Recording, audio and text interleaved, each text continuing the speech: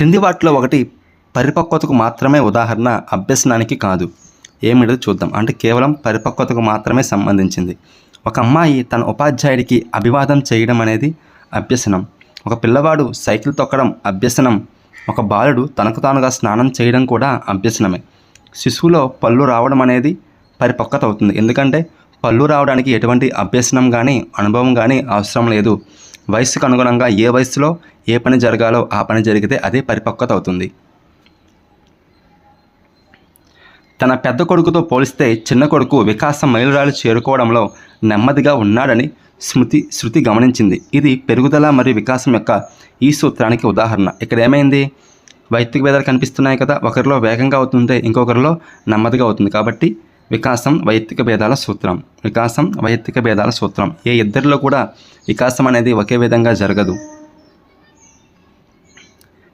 క్రింది వాటిలో పిల్లల వికాస క్రమంలో చివరగా ఏర్పడే భావన. పిల్లల వికాస క్రమంలో చివరగా ఏర్పడే భావన ఏంటి? మనకి సమయ భావన అనేది మనకి పిల్లల్లో చివరగా ఏర్పడుతుంది. సమయ భావన అనేది మనకి పిల్లల్లో చివరగా ఏర్పడుతుంది. కాబట్టి సమయం. హవింగ్ హర్స్ట్ వికాస కృత్యాలను ఈ వికాస దశ నుండి ప్రారంభమయ్యేవిగా గుర్తించాడు. ఏ వికాస దశ నుండి? శైశవం నుంచే ప్రారంభమయ్యేవిగా వికాస కృత్యాలను గుర్తించాడు హవింగ్ హర్స్ట్. కింది వాటిలో పియాజే యొక్క ఇంద్రియ చాలక దశలోని సంజ్ఞానాత్మక వికాస లక్షణం కానిది. ఇంద్రియ చాలక దశ లక్షణం కానిదేమిటి? స్వయం సమన్వయం లేని ప్రత్యర్థులను ప్రదర్శించడం అనేది ఇంద్రియ చాలక దశ యొక్క లక్షణం. వస్తు స్థిరత్వం కూడా ఇంద్రియ చాలక దశ యొక్క లక్షణం. మానసిక చిత్రాలను ఏర్పరచుకోవడం కూడా ఇంద్రియ చాలక దశ యొక్క లక్షణం. భాష ఉపయోగించడం అనేది ఇంద్రియ చాలక దశ యొక్క లక్షణం కాదు.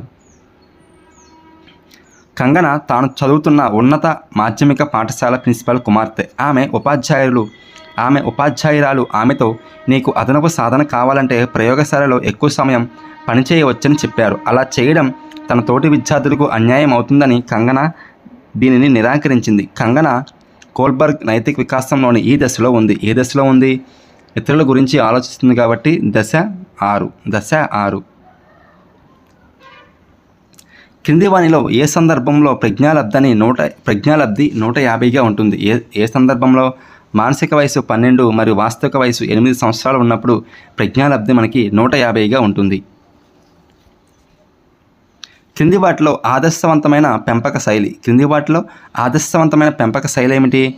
బాధ్యతాయుత పెంపక శైలి అనేది ఆదర్శవంతమైన పెంపక శైలి. క్రింది వాటిలో సర్దుబాటును సూచించే ఉదాహరణను గుర్తించండి. క్రింది వాటిలో సర్దుబాటును సూచించే ఉదాహరణను గుర్తించండి. ఒక తండ్రి కొడుకు చదువుల కోసం కుటుంబ బడ్జెట్ కేటాయింపును పునఃసమీక్షించడం సర్దుబాటుకు సంబంధించిందే. ఒక విద్యార్థి కళాశాల అదనపు పని భారాన్ని తట్టుకోవడానికి తన దినచర్యను మార్చుకోవడం కూడా సర్దుబాటుకు సంబంధించిందే. ఒక అమ్మాయి చదువు ఒత్తిడిని తప్పించుకోవడానికి కళాశాలకు వెళ్ళడం మానేయడం, ఇది కూడా సర్దుబాటు సూచించే ఉదాహరణ. కాబట్టి A, B, C అనేవి సర్దుబాటుకి సంబంధించిన ఉదాహరణలు. ఒక పరిశోధకుడు ప్రభుత్వం ప్రవేశపెట్టిన ఒక పథకంపై పరిపుష్టి సేకరణ అధ్యయనం చేపట్టారు. ఇందుకోసం అతను ఇంటర్వ్యూ పద్ధతిని ఉపయోగించారు. ఆ పరిశోధకుడు కొన్ని క్లోజ్డ్ ఎండెడ్ ప్రశ్నలు ఉన్న ఒక షెడ్యూల్ని ఉపయోగించారు మరియు పాల్గొన్న వారందరినీ ఒక క్రమంలో ఒకే రకమైన ప్రశ్నలు అడిగారు. ఇది ఈ రకమైన ఇంటర్వ్యూ. ఏ రకమైన ఇంటర్వ్యూ ఇది? Structured interview. ఆల్రెడీ ముందే అన్ని ఫిక్స్ చేసుకున్నాడు కాబట్టి స్ట్రక్చర్డ్ ఇంటర్వ్యూ.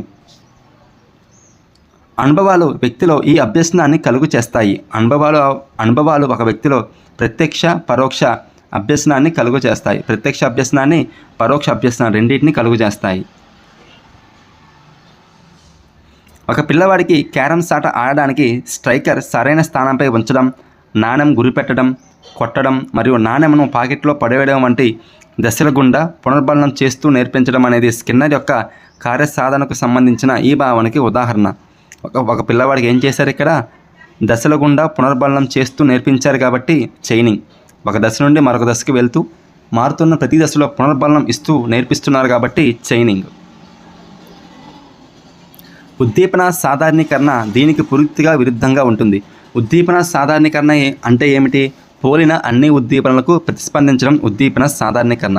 కేవలం మనకు సంబంధించిన ఉద్దీపనలకే ప్రతిస్పందించడం ఉద్దీపన విచక్షణ. కాబట్టి ఉద్దీపన సాధారణీకరణ అనేది ఉద్దీపన విచక్షణకు పూర్తి విరుద్ధంగా ఉంటుంది.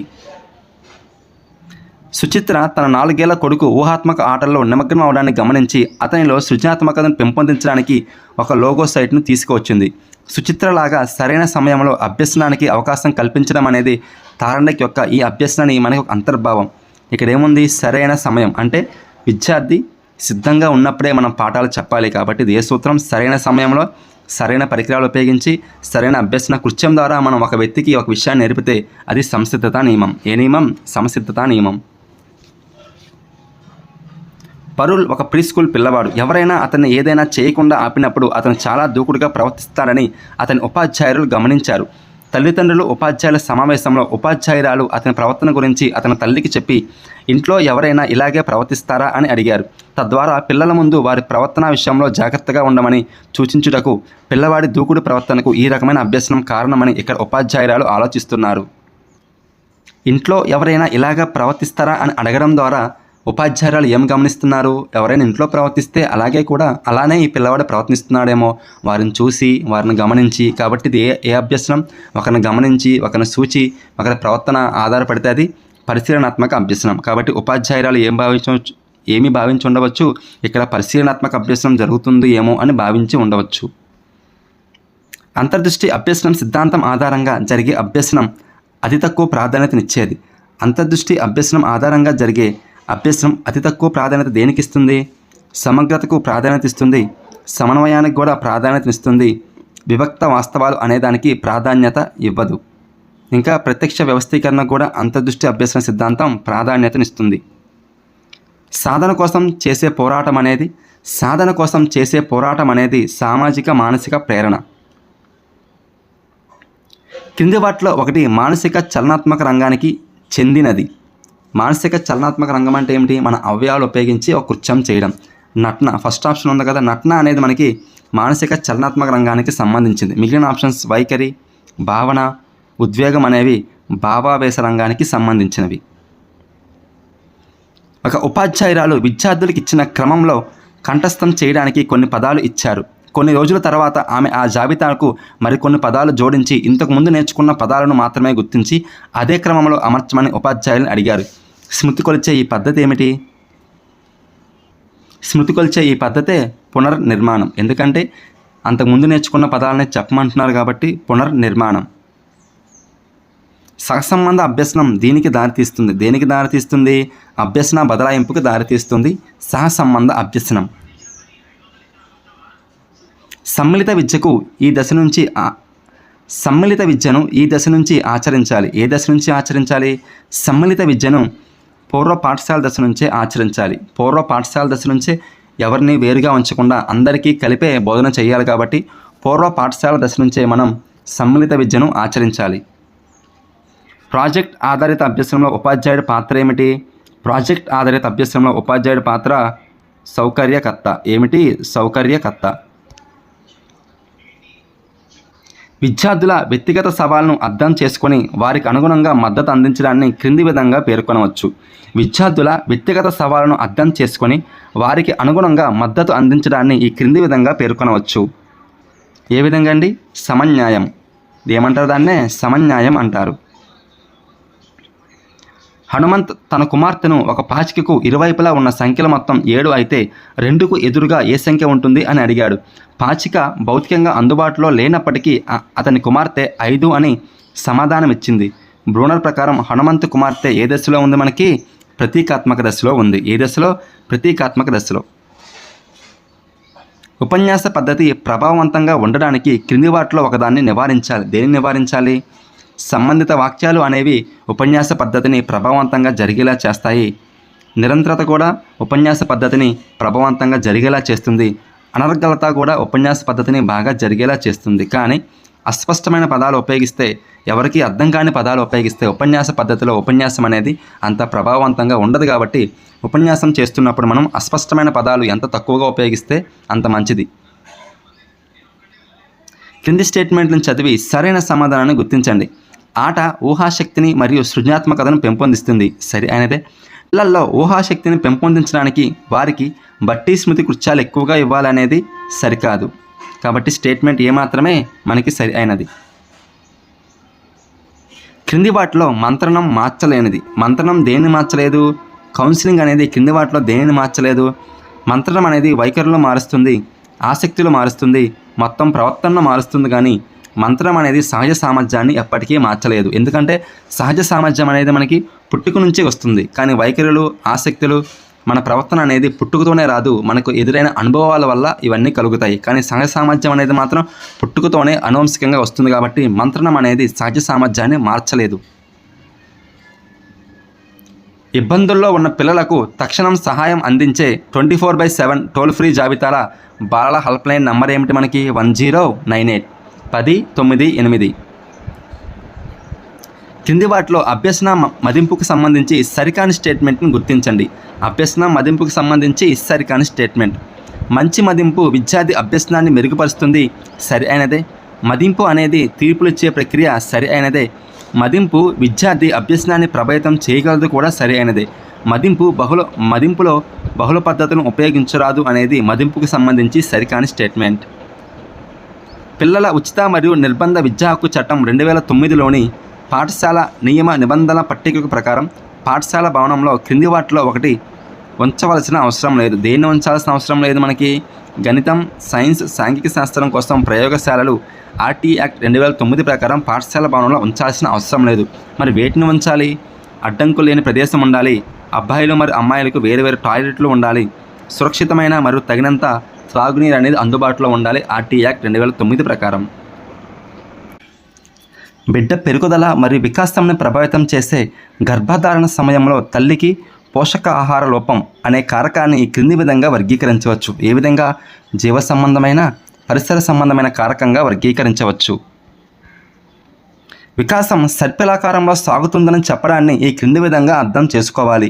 సర్పిలాకారంలో సాగుతుందంటే వికాసం సరళరేఖ మార్గంలో స్థిరమైన వేగంతో సాగదు అని అర్థం చేసుకోవాలి.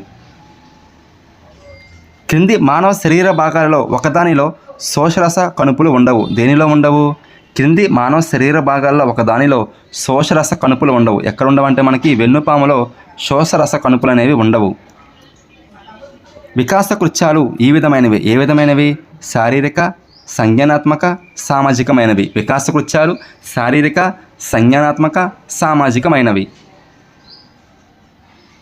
శాండ్ అనే పదాన్ని పలకడం తెలిసిన విద్యార్థి అండ్ అనే అక్షరం యొక్క ధ్వని ఆధారంగా బ్యాండ్ అనే కొత్త పదాన్ని సరిగ్గా పలకడం అనేది పియాజే యొక్క ఈ భావనకి ఉదాహరణ. ఇక్కడ ఒక పదాన్ని ఉచ్చరించడంలో సహాయపడింది ఏమిటి? పోలిక. ఏమిటి? పోలిక. కాబట్టి పియాజే యొక్క ఏ భావన ఉదాహరణ? సాంశీకరణం. ఏమిటది? సాంశీకరణం. సాంశీకరణంలో పోలిక ఆధారంగానే శిశువు వివిధ విషయాలను గ్రహిస్తాడు కదా. 5 ఏళ్ల ప్రార్థన తన తల్లి హెచ్చరించినప్పటికీ తన తండ్రికి ఇష్టమైన షోపీస్తో ఆడుకుంటూ పొరపాటున దాన్ని పగలగొట్టింది. తాను దాన్ని పగలగొట్టిన విషయం తన తండ్రికి చెప్పవద్దని, అలా చెబితే ఆయన తనను కొడతారని ఆమె తల్లిని బతిమాలడం మొదలుపెట్టింది. కోల్బర్గ్ ప్రకారం ఏ నైతిక దశలో ఉన్నట్టు?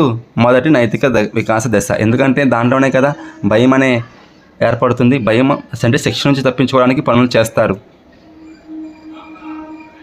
స్టాన్ఫర్డ్ బీనే ప్రజ్ఞామాపని కనిష్టంగా ఈ వయసు వారికి ఉపయోగించవచ్చు. ఏ వయసు వారికి ఉపయోగించవచ్చు? కనిష్టంగా అయితే 2 సంవత్సరాలు, గరిష్టంగా అయితే 18 సంవత్సరాలు. కాబట్టి కనిష్టంగా కాబట్టి 2 సంవత్సరాలు, గరిష్టంగా అయితే 18 సంవత్సరాలు. పుష్ప తల్లిదండ్రులు ఆమెను సంగీత పాఠశాలలో చేర్పించారు. ఆమె ప్రతిరోజు సాయంత్రం దానికి హాజరు కావాలి. పుష్పకు సంగీతంపై ఆసక్తి లేదు, కానీ ఆమె ఆ విషయాన్ని బయట పెట్టదు. ఎందుకంటే తన తల్లిదండ్రులు చెప్పిందల్లా పాటించాలని, లేకపోతే శిక్షింపబడతానని ఆమెకు తెలుసు. పుష్ప తల్లిదండ్రుల పెంపక శైలి ఏమిటి? అధికారియుత పెంపక శైలి. ఏమిటది? అధికారిక పూర్వక పెంపక శైలి. ప్రవర్తన సమస్యలు తలెత్తే విధం యొక్క అవగాహన అవి ఈ విధమైనవి కావని తెలుస్తుంది. ఏ విధమైనవి? ప్రవర్తన సమస్యలు అనేవి మనకి పుట్టుకతో వచ్చేవి కాదు అని తెలుస్తుంది. విద్యార్థుల హాజరుపై మధ్యాహ్న భోజనం యొక్క ప్రభావాన్ని తెలుసుకోవడానికి నిర్వహించిన ఒక అభ్యసనంలో పరతంత్ర రాశి అంటే ఏమిటి? మనకి పరతంత్ర రాశి అనేది మనకి ప్రతిస్పందన అంటే మారుతూ ఉండేదే పరతంత్ర చరరాశి మారుతూ ఉంటుంది. ఇక్కడ మనకు మారేది ఏమిటి? మధ్యాహ్న భోజనం మారదు కాబట్టి అది మనకి ఏమవుతుంది? ఉద్దీపన అవుతుంది. మధ్యాహ్న భోజనం బట్టే పిల్లల హాజరు మారుతుంది కాబట్టి అది మనకి ప్రతిస్పందన అవుతుంది. ఇక్కడ మారేదేమిటి? మారే చరరాశి అన్న ప్రతిస్పందన అన్న ఏమిటది? విద్యార్థుల హాజరు మారుతుంది కానీ మధ్యాహ్న భోజనం మారదు కదా. సో మధ్యాహ్న భోజనం బట్టి విద్యార్థుల హాజరు మారుతుంది కాబట్టి పరతంత్ర చరం ఏమిటి? విద్యార్థుల హాజరు. స్వతంత్ర చరం ఏమిటి? మధ్యాహ్న భోజనం. ప్రత్యక్ష లేదా పరోక్ష అనుభవాల కారణంగా వ్యక్తి ప్రవర్తనలో వచ్చే మార్పులను ఏమని పిలుస్తాం? అనుభవం ఉందంటే ఖచ్చితంగా అదేమిటి? అభ్యసనం. అనుభవం ఉందంటే ఖచ్చితంగా మనకి ఏమొస్తుంది? అభ్యసనం వస్తుంది. అది ప్రత్యక్షంగా కావచ్చు, పరోక్షంగా కావచ్చు. నకుల్ అనే 7 ఏళ్ల బాలుడు ప్రతిరోజు తన పాఠశాల దుస్తులను ఆహారపు మరకలు, రంగులు, మట్టి మొదలైన వాటితో చాలా పాడు చేసేవాడు. ఒకరోజు ఆహారపు మరకలు లేకుండా అతని దుస్తులు కొంచెం మెరుగ్గా కనిపించినప్పుడు అతని తల్లి, శభాష్ నకుల్, ఈరోజు నువ్వు సరిగ్గా తిన్నావు, నీ దుస్తులపై ఆహార మరకలు లేవు, ఇలాగే కొనసాగించు అని చెప్పింది.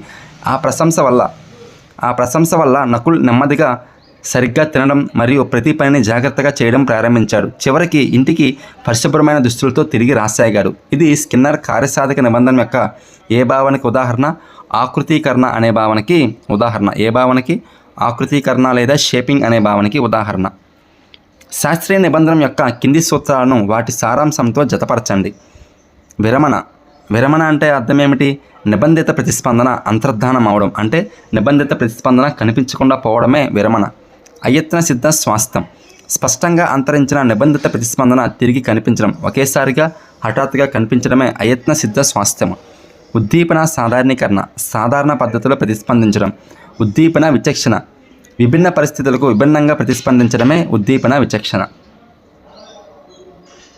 ఈ సిద్ధాంతం ప్రకారం మనం సరైన పరిష్కారాన్ని పొందే ముందు అనేక యాదృచ్ఛిక మరియు సరికాని ప్రయత్నాలు చేస్తాం. ఏ సిద్ధాంతం ప్రకారం? యత్నదోష అభ్యసన సిద్ధాంతం ప్రకారం సరైన పరిష్కారాన్ని పొందే ముందు అనేక యాదృచ్ఛిక మరియు సరికాని ప్రయత్నాలు చేస్తాం. బండూరా ప్రకారం ఈ క్రింది విధానాల్లో ఒకదానిలో అభ్యసనం జరగదు. బండూరా ప్రకారం ఈ క్రింది వానిలో ఒకదానిలో అభ్యసనం జరగదు. ఇతరుల ప్రవర్తనను కలుపుకోవడం మరియు అనుకరించడం ద్వారా అభ్యసనం జరుగుతుంది. ఇతరులను చూడడం మరియు వినడం ద్వారా అభ్యసనం జరుగుతుంది. ఇతరుల ఉదాహరణల నుండి అభ్యసనం జరుగుతుంది కానీ పరిసర ఉద్దీపనలను గుడ్డిగా ప్రతిస్పందించడం ద్వారా అభ్యసనం జరగదు. పరిసర ఉద్దీపనలకు గుడ్డిగా ప్రతిస్పందించడం ద్వారా అభ్యసనం జరగదని బండూరా అంటారు. అభ్యసన అనుభవాలలో ఐక్యత మరియు సమన్వయాన్ని నొక్కి చెప్పడం ఈ అభ్యసన సిద్ధాంతం యొక్క ముఖ్యమైన లక్షణం. అభ్యసన అనుభవాలలో ఐక్యత మరియు సమన్వయాన్ని నొక్కి చెప్పడం అనేది అంతర్దృష్టి అభ్యసన సిద్ధాంతం యొక్క ముఖ్య లక్షణం. క్షీణించిన నాణ్యత గల గాలి వ్యక్తి యొక్క ఈ అవసరానికి ముప్పుగా పరిగణించవచ్చు. మనకి గాలి, నీరు, ఆహారం అనేవి ఏ అవసరాలు? ప్రాథమిక అవసరాలు. క్రింది వాటిలో ఒకటి భావావేశ రంగానికి సంబంధించినది కాదు. వైఖరి అనేది భావావేశ రంగమే, అనుభూతి భావావేశ రంగమే, ఉద్వేగం కూడా భావావేశ రంగమే. కానీ చింతన అనేది మనకి ఏ రంగం? చింతన అంటే ఆలోచించడం కదా, కాబట్టి అది జ్ఞానాత్మక రంగానికి సంబంధించినది. తన ముందు ఉంచిన అనేక కళాకృతుల నుండి తన బిడ్డ చేసిన కళాకృతిని తల్లి ఎంచుకోవడం దీనికి ఉదాహరణ. తన ముందు ఉంచిన అనేక కళాకృతుల నుండి తన బిడ్డ చేసిన కళాకృతిని ఒక తల్లి ఎంచుకోవడం అనేది దేనికి ఉదాహరణ? ప్రత్యామ్నాయ గుర్తింపుకి ఉదాహరణ. గణితం నేర్చుకోవడం, ప్రోగ్రామింగ్ నేర్చుకోవడంలో సహాయపడడం లేదా ఆటంకం కలిగించడాన్ని దీనికి ఉదాహరణ. గణితం నేర్చుకోవడం, ప్రోగ్రామింగ్ నేర్చుకోవడంలో సహాయపడడం లేదా ఆటంకం కలిగించడం దేనికి ఉదాహరణ? అభ్యసన బదలాయింపుకి ఉదాహరణ. అంటే ఒక రంగంలో నేర్చుకున్న అభ్యసనం అనేది వేరొక రంగాన్ని ప్రభావితం చేసినా చేయకపోయినా అది అభ్యసన బదలాయింపుకి సంబంధించింది. ప్రత్యక్షం మరియు స్మృతి వంటి మానసిక ప్రక్రియల వైకల్యత కారణంగా కలిగే సమస్యలతో కూడుకున్న వైకల్యత వర్గం ఏమిటి? ప్రత్యక్షం మరియు అదే అభ్యసన వైకల్యత. ఏమిటి అది? ప్రత్యక్షం మరియు స్మృతి వంటి మానసిక ప్రక్రియల వైకల్యత కారణంగా కలిగే సమస్యలతో కూడుకున్న వైకల్యత వర్గమే అభ్యసన వైకల్యత. కింది వాటిలో ఒకటి విచారణ ఆధారిత అభ్యసనం యొక్క ప్రయోజనం. ఎక్కువ సమయం తీసుకుంటుందనేది విచారణ ఆధారిత అభ్యసనం యొక్క లోపం. ఎక్కువ వనరుల అవసరం అనేది కూడా ఆ పద్ధతి యొక్క లోపమే. పాఠశాల పుస్తకాలు సరిపోవనేది కూడా అభ్యసన పద్ధతి యొక్క లోపమే. కానీ విచారణ పద్ధతి యొక్క ఉపయోగం ఏమిటి? మనకి స్వీయ అభ్యసనాన్ని ప్రోత్సహిస్తుంది అనేది విచారణ ఆధారిత అభ్యసన పద్ధతి యొక్క ఉపయోగం లేదా ప్రయోజనం. విజాతీయ తరగతిలో అభ్యసనాన్ని నిర్వహించడాన్ని ఈ విధంగా అర్థం చేసుకోవచ్చు. ఏ విధంగా అర్థం చేసుకోవచ్చండి? విజాతీయ తరగతిలో అభ్యసనాన్ని నిర్వహించడం అనేది వైయక్తిక భేదాలకు అనుగుణంగా వ్యవహరించడం. బ్రూనర్ ప్రకారం ఈ దశలో పిల్లలు చలనాత్మక చర్యలు మరియు కదలికల ఆధారంగా అశాబ్దిక కృత్యాల ద్వారా వారి ఆలోచన ప్రక్రియను చూపిస్తారు. ఏ దశలో? క్రియాత్మకం. కింది ఉపాధ్యాయ కేంద్రీకృత పద్ధతిలో ఒకదానిలో విద్యార్థుల అవధానాన్ని నిలుపుకోవడం ప్రధాన సమస్య. దేంట్లో? ఉపన్యాస పద్ధతిలో. కింది స్టేట్మెంట్లను చదివి సరైన సమాధానం ఎంచుకోండి. స్టేట్మెంట్ ఏ. ఆట సృజనాత్మక వికాసాన్ని పెంపొందిస్తుంది. సరైనదే. సృజనాత్మక వికాసాన్ని పెంపొందించడానికి మనం పిల్లలకు అనేక పజిల్స్ పరిష్కరించేలా చేయాలి. ఇది కూడా సరైనదే. స్టేట్మెంట్ ఏ, స్టేట్మెంట్ బి రెండు సరైనవే. మార్గదర్శకత్వం అనగా అర్థం ఏమిటి? ఒక వ్యక్తి తనకు తాను సర్దుబాటు చేసుకోవడానికి సహాయపడే ప్రక్రియ మార్గదర్శకత్వం. భారతదేశంలో ప్రీ కన్సెప్షన్ మరియు ప్రీనాటల్ డయాగ్నోస్టిక్ టెక్నిక్ యాక్ట్ 1994 దీనిని నిషేధిస్తుంది. దేనిని? గర్భధారణకు ముందు లేదా తర్వాత లింగ నిర్ధారణను నిషేధిస్తుంది. పాఠశాలలో నిర్వహించే అభ్యసన మదింపు ప్రధానంగా వీటిని మదింపు చేయడంపై దృష్టి పెడుతుంది. వేటిని మదింపు చేయడంపై? ప్రణాళికాబద్ధమైన అభ్యసన ఫలితాలను మదింపు చేయడంపై దృష్టి పెడుతుంది. పిల్లల ఉచిత మరియు నిర్బంధ విద్యా హక్కు చట్టం 2009 యొక్క పాఠశాల నియమ నిబంధన షెడ్యూల్ ప్రకారం 121 నుండి 200 మంది విద్యార్థులున్న 1 నుంచి 5వ తరగతి వరకు గల పాఠశాలలో ఉండవలసిన విద్యార్థుల సంఖ్య ఎంత అండి? 121 నుంచి 200 మధ్య ఉంటే ఆ పాఠశాలలో ఉండవలసిన ఉపాధ్యాయుల సంఖ్య 5 + 1 హెచ్ఎం. 5 ఉపాధ్యాయులు + హెచ్ఎం వస్తారు. ఈ కారకం మొత్తం పెరుగుదల మరియు వికాసాలకు నిజమైన నాంది మరియు ఆధారం. ఏ కారకం అండి? అనువంశికత అనే కారకం మొత్తం పెరుగుదల మరియు వికాసాలకు నిజమైన నాంది మరియు ఆధారం. ఈ పెరుగుదల వికాస సూత్రం ప్రకారం వికాసం అనేది ఒక దశలవారీ ప్రక్రియ. పురోగతి అనేది సరళ రేఖలో కాకుండా తదుపరి పురోగతికి ముందు పాత నైపుణ్యాలను మరింత పటిష్టపరచుకుంటూ ఒక చక్రీయ ప్రమాణంగా ముందుకు సాగుతుంది. ఇది ఏ వికాస సూత్రం అండి? సర్పిలా వర్సెస్ రేఖీయ పురోగతి సూత్రం. క్రింది వానిలో ఒకటి అసాంఘిక లక్షణం. సంఘ నిర్వహణ అనేది సాంఘిక లక్షణం. సమాచార ప్రసరణ అనేది సాంఘిక లక్షణం. నిశ్చిత అనేది సాంఘిక లక్షణం. కానీ అహం కేంద్రవాదం అనేది సాంఘిక లక్షణం కాదు, అసాంఘిక లక్షణం. కింది 2 స్టేట్మెంట్లను చదవండి. సరైన సమాధానం ఎంచుకోండి. తన విద్యార్థుల వికాసానికి సౌకర్యకర్తగా పనిచేయవలసిన బాధ్యత ఉపాధ్యాయురాలికి ఉంది. సరైనదే కదా? ఉపాధ్యాయురాలికి వికాస మనోవైజ్ఞానిక శాస్త్రం గురించిన సరైన జ్ఞానం ఉండాలి. ఇది కూడా సరి అయినదే. చామ్స్కీ ప్రకారం భాషా సముపార్జన పరికరం లాంగ్వేజ్ ఎక్విజిషన్ డివైస్ అనేది ఏమిటి? పుట్టుకతోనే వస్తుంది, సహజంగా వస్తుంది. కాబట్టి చామ్స్కీ ప్రకారం భాషా సముపార్జన పరికరం అనేది సహజమైనది. ఏమిటది? సహజమైనది. సాయి పాఠశాలకు వెళ్ళే అబ్బాయి. అతను ప్రతిరోజు ఉదయం 7 గంటలకు నిద్ర లేచి 7:30 గంటలకు బస్సు ఎక్కడానికి సిద్ధమవడానికి తన పనులన్నింటినీ ప్రతిరోజు ఒకే క్రమంలో అదే సమయంలో చేస్తాడు. ఈ ప్రవర్తన దీనికి ఉదాహరణ. తన పనులన్నీ ఏం చేస్తాడు? ప్రతిరోజు ఒకే క్రమంలో అదే సమయంలో చేస్తాడు. కాబట్టి ఈ ప్రవర్తన దేనికి సంబంధించింది? అలవాటు ప్రవర్తన. దేనికి సంబంధించింది? అలవాటుకు సంబంధించింది. ప్రతిరోజు ఒకే క్రమంలో ఒకే వరుసలో పనులు చేస్తాడు కాబట్టి అది అలవాటుగా మారుతుంది. మొదటి బీనే సైమన్ ప్రజ్ఞా పరీక్ష ఈ వయసు వారి కోసం అభివృద్ధి చేయబడింది. ఏ వయసు వారి కోసం? 3 నుంచి 13 సంవత్సరాల వయసు వారి కోసం మొదటి బీనే ప్రజ్ఞా పరీక్ష తయారు చేయబడింది. పారాథైరాయిడ్ గ్రంథి పని చేయకపోవడం వల్ల ఒక పిల్లవాడు శారీరక కృత్యాలు చేసేటప్పుడు త్వరగా అలసిపోయేవాడు. అతని చుట్టూ ఉన్న వారంతా అతన్ని సోమరిగా చూశారు మరియు కాలక్రమేణా అతనిలో నిమ్మనమైన స్వీయ విలువ భావన ఏర్పడింది. అతని మూర్తిమత్వం గురించి అతని స్వీయ గ్రహణకు దోహదపడిన కారకాలు ఏమిటి? జీవ సంబంధ కారకాలు, పరిసర సంబంధ కారకాలు. కాబట్టి 2 సరి అయినవే. తగిన నైపుణ్యాలు లేని ఒక బాస్ అది కప్పిపుచ్చుకోవడానికి తన కింద ఉద్యోగులతో అతి స్నేహంగా ఉండడం.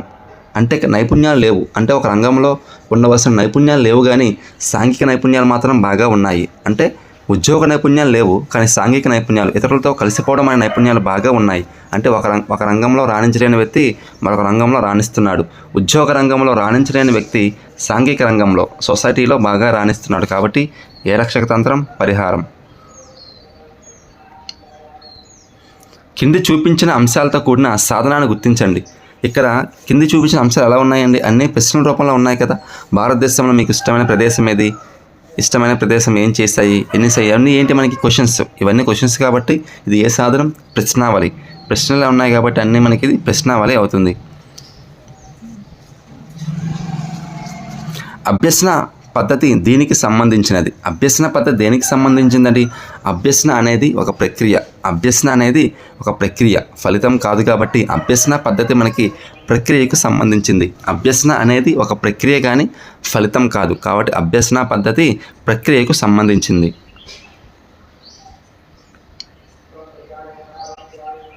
యువనాష్ ఫుట్బాల్ ఆటగాడు. తన ప్రాంతంలో ఫుట్బాల్ నేర్చుకోవడానికి సరైన సౌకర్యాలు మరియు కోచ్ లేని సవాలుతో కూడిన పరిస్థితి ఉన్నప్పటికీ అతను ఒక మంచి ఫుట్బాల్ ఆటగాడిగా ఎదిగాడు. అతని విజయానికి దోహదం చేసిన కారకం దేనికి సంబంధించిందండి? ఆ వ్యక్తిలో అభ్యసించాలి అనే కారకం బలంగా ఉంది కాబట్టి ఇది అభ్యాసకుడికి సంబంధించిన కారకం. దేనికి సంబంధించిన కారకం? అభ్యాసకుడికి సంబంధించిన కారకం. తేజ చిన్నపాటి ప్రేరణకే కోపం తెచ్చుకొని ఇతరులను కొట్టే అలవాటు చేసుకున్నాడు. అతని తల్లిదండ్రులు ఒక నిపుణుడి సహాయంతో అతని ప్రవర్తనలో మార్పు తీసుకువచ్చారు. దానివల్ల చాలా కాలం పాటు అతనికి కోపం రావడం సంభవించలేదు. అకస్మాత్తుగా ఒకరోజు కొంతమంది తన సోదరుని ఎగతాళి చేయడం చూసి అతను కోపంతో వారందరినీ కొట్టాడు. దీనికి ఉదాహరణ ఒక ప్రతిస్పందన మాయమైపోయింది, కానీ ఏదో ఒక సమయంలో హఠాత్తుగా వస్తుంది కాబట్టి అది అయత్న సిద్ధ స్వాస్థ్యము. హఠాత్తుగా వస్తే మనం ఏమనుకుంటాం? అయత్న సిద్ధ స్వాస్థ్యము. అకస్మాత్తుగా వచ్చింది కాబట్టి అయత్న సిద్ధ స్వాస్థ్యం. ఆట స్థలంలోని యంత్రంలో నాణేలు వేసి బంతులు పొందిన అనుభవం ఉన్న ఒక పిల్లవాడు మాల్లో చూసిన వెడ్డింగ్ మిషన్లో శీతల పానీయాల సీసాలు పొందడానికి నాణేలు వేశాడు. ఇది థార్ండైక్ యొక్క ఈ అభ్యసన నియమానికి ఉదాహరణ. రెండిట్లో పోలిక ఒకటే కదా. రెండిట్లో కూడా పోలిక ఒకటే. ఆట స్థలంలో నాణేలు వేస్తే బంతులు వచ్చాయి, మాల్లో కూడా నాణేలు వేస్తే శీతల పానీయాల సీసాలు వచ్చాయి. కాబట్టి ఇది ఏ నియమము? సామ్య నియమం. పోలిక అంటే సామ్యము. పోలిక అంటే సారూప్యత లేదా సామ్య నియమం. సారూప్యత నియమానికి మరొక పేరు సామ్య నియమం. పియాజే ప్రకారం ఈ దశ పిల్లవాడు ఊహాజనిత పద్ధతిలో ఆలోచించడం ప్రారంభిస్తాడు. ఏ దశ పిల్లవాడు? అమూర్త ప్రచాలక దశ పిల్లవాడు.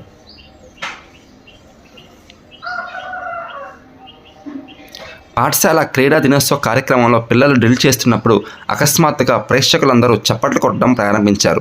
ఎందుకంటే విద్యార్థులు తమ పాఠశాల పేరులా అనిపించే విధంగా తమను తాము ఏర్పాటు చేసుకున్నారు. డ్రిల్ చేస్తున్న విద్యార్థుల మధ్య దూరం ఉన్నప్పటికీ భాగాలను వాటి సామీప్యత ప్రకారం సమూహపరిచే ధోరణి కారణంగా ప్రేక్షకులు దానిని పాఠశాల పేరుగా గ్రహించారు. ఈ పునర్వ్యవస్థీకరణ నియమాన్ని గెస్టాల్ట్ వాదులు ఈ విధంగా పిలుస్తారు. ఏ విధంగా? సామీప్యత అని పిలుస్తారు. ఏ విధంగా? సామీప్యత. ఏ విధంగా పిలుస్తారు? సామీప్యత అని పిలుస్తారు. క్రింది మనోవైజ్ఞానిక శాస్త్రవేత్తల్లో ఒకరు వికాసం యొక్క నిర్దిష్ట దశలను ప్రస్తావించలేదు. ఎవరు ప్రస్తావించలేదు అంటే ఆ శాస్త్రవేత్త మనకి వికాసానికి సంబంధించిన శాస్త్రవేత్త అయి ఉండరు. కోల్బర్గ్ వికాసానికి సంబంధించిన సిద్ధాంతం ఉంది కదా. పియాజే కూడా వికాసానికి సంబంధించిన సిద్ధాంతం ఉంది. ఎరిక్సన్ కూడా వికాసానికి సంబంధించిన సిద్ధాంతం ఉంది. కానీ వైగాట్స్కి మనకి ఎక్కడ కనిపిస్తారు? అభ్యసనంలో కనిపిస్తారు. కాబట్టి ఈ ప్రశ్నకు సరైన సమాధానం వైగాట్స్కి. కింది రెండు స్టేట్మెంట్లను చదవండి. ఏ ప్రేరణ ప్రక్రియలోనైనా ఆసక్తి అనేది కీలక పదం మరియు కేంద్ర అంశం. సరి అయినదే. ఉపాధ్యాయులు బోధన అభ్యసన కృత్యాలను వీలైనంత ఆసక్తిగా తయారు చేయాలి. రెండూ సరి అయినవే. శక్తి 2 వేరువేరు డిజైన్ల దండలు అల్లడం నేర్చుకుంది. శక్తి 2 వేరువేరు నేర్చుకుంది కదా. కొన్ని రోజుల తర్వాత ఆమె మొదటి డిజైన్ దండను అల్లడానికి ప్రయత్నించినప్పుడు రెండో డిజైన్ ఆటంకపరుస్తుంది. కాబట్టి ఇది ఏ రకమైన అవరోధం? తిరోగమన అవరోధం.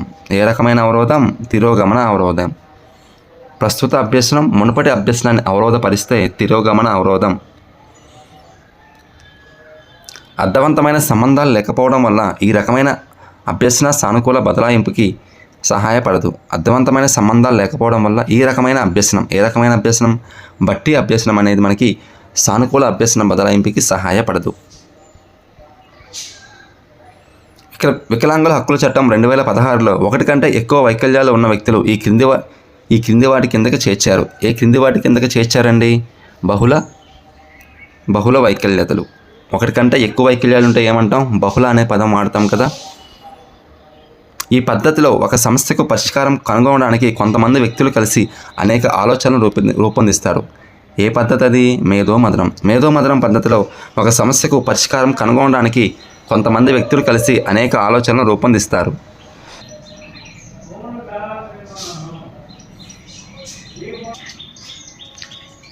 ఆటకు సంబంధించి సరికాని స్టేట్మెంట్ను గుర్తించండి. ఇది ఒక ప్రత్యక్ష బోధనా పద్ధతి అన్నాడు. ఆట అనేది మనకి ప్రత్యక్ష బోధనా పద్ధతి కాదు, బోధనకు సంబంధించి. మిగిలినవన్నీ ఆటకు సంబంధించి సరి అయినవే. అభ్యసనం అనేది కృత్యాల ద్వారా జరుగుతుంది. ఆట పద్ధతిలో అభ్యాసకులు చురుగ్గా పాల్గొంటారు. ఇది కూడా సరి అయినదే. ఇది ఆనందదాయకం మరియు అభ్యాసకుల అభ్యసనాన్ని ఒక భారంగా భావించరు. ఇది కూడా సరి అయినదే ఆట పద్ధతికి సంబంధించి. ఒక ఉపాధ్యాయుడు విద్యార్థులకు ఒక వాక్యాన్ని ఇచ్చి అందులో గీత గీసిన పదం యొక్క అర్థాన్ని చెప్పమని అడిగాడు. బ్రూనర్ ప్రకారం ఈ కింది వాటిలో ఇది దీనిని పెంపొందడానికి సహాయపడుతుంది. ఒక వాక్యం ఇచ్చి వాక్యం కింద గీత గీసిన పదం యొక్క అర్థాన్ని చెప్పమంటే విద్యార్థి యొక్క అంతర్బుద్ధి ఆలోచన అనేది అభివృద్ధి చెందుతుంది బ్రూనర్ ప్రకారం. విద్యార్థుల వాస్తవ ప్రవర్తన మార్పును ఆశించిన ప్రవర్తనతో పోల్చడం బోధన యొక్క ఈ దశలో జరుగుతుంది. ఏ దశలో? పోస్ట్ యాక్టివ్ దశలో జరుగుతుంది. క్రింది వాటిలో ఒకటి విద్యలో ఐసీటీ వల్ల కలిగే ప్రయోజనం కాదు. ఏమిటది? పిల్లలు అభ్యసన పరికరాన్ని ఐసీటీ వివరిస్తుంది. సరి అయినదే. విభిన్న అభ్యాసకులను సర్దుబాటు చేయడానికి అనుగుణంగా అనేక సాధనాలను ఐసీటీ అందిస్తుంది. సరి అయినదే. ఐసీటీ అనేది క్రియాత్మకంగా ఉంటుంది కానీ నిష్క్రియాత్మకంగా ఉండదు. కాబట్టి ఐసీటీకి సంబంధించింది సరికానిది ఇదే. మనకి భావన పునశ్చరణలో ఐసీటీని ఉపయోగించవచ్చు. ఇది కూడా సరి అయినదే. మార్గదర్శకత్వం యొక్క లక్ష్యం ఏమిటి? భవిష్యత్తు కోసం సిద్ధం చేయడం, ప్రస్తుత సవాళ్ళను పరిష్కరించడం. ఈ రెండు మాత్రమే మనకి మార్గదర్శకత్వానికి సంబంధించిన లక్ష్యాలు. అంతేగాని గత సంఘటనలను సరిదిద్దడం అనేది మార్గదర్శకత్వం యొక్క లక్ష్యం కాదు. లైంగిక నేరాల నుండి పిల్లల రక్షణ చట్టం పోస్కో 2012లోని సెక్షన్ 21 ప్రకారం ఏదైనా నేరం జరిగినట్లు నివేదించడంలో విఫలమైన వ్యక్తికి ఇంత కాల పరిమితి వరకు జైలు శిక్ష విధించబడవచ్చు. ఎంతకాలం వరకు? 6 నెలలు. ఏదైనా నేరం జరిగినట్లు నివేదించడంలో విఫలమైన వ్యక్తికి 6 నెలల జైలు శిక్ష అనేది విధించవచ్చు. కింది వాటిలో ఒకటి నిరంతర మూల్యాంకనానికి సంబంధించి సరికాని స్టేట్మెంట్. ఏమిటది? నిరంతర మూల్యాంకనం కేవలం మౌఖిక రీతిలోనే నిర్వహించాలి అనేది నిరంతర సమగ్ర మూల్యాంకనానికి సంబంధించి సరికాని స్టేట్మెంట్. నిరంతర మూల్యాంకనం స్వభావరీత్యా నిర్మాణాత్మకమైనది. సరి అయినదే. నిర్మాణాత్మక మూల్యాంకనం పాఠశాల ఆధారితమైనది. సరి అయినదే. అభ్యసనాన్ని మెరుగుపరచడం నిరంతర మూల్యాంకన లక్ష్యం. ఇది కూడా సరి అయినదే. ఈ నివేదికలో అందించిన అంతర్దృష్ట్యాల ఆధారంగా పాఠ్య ప్రణాళిక భారాన్ని తగ్గించాలని జాతీయ పాఠ్య ప్రణాళిక చట్టం 2005 సిఫార్సు చేసింది. ఏ నివేదిక అండి? లెర్నింగ్ వితౌట్ బర్డెన్ నివేదిక ఆధారంగా పాఠ్య ప్రణాళిక భారాన్ని తగ్గించాలని NCF 2005 సిఫార్సు చేసింది.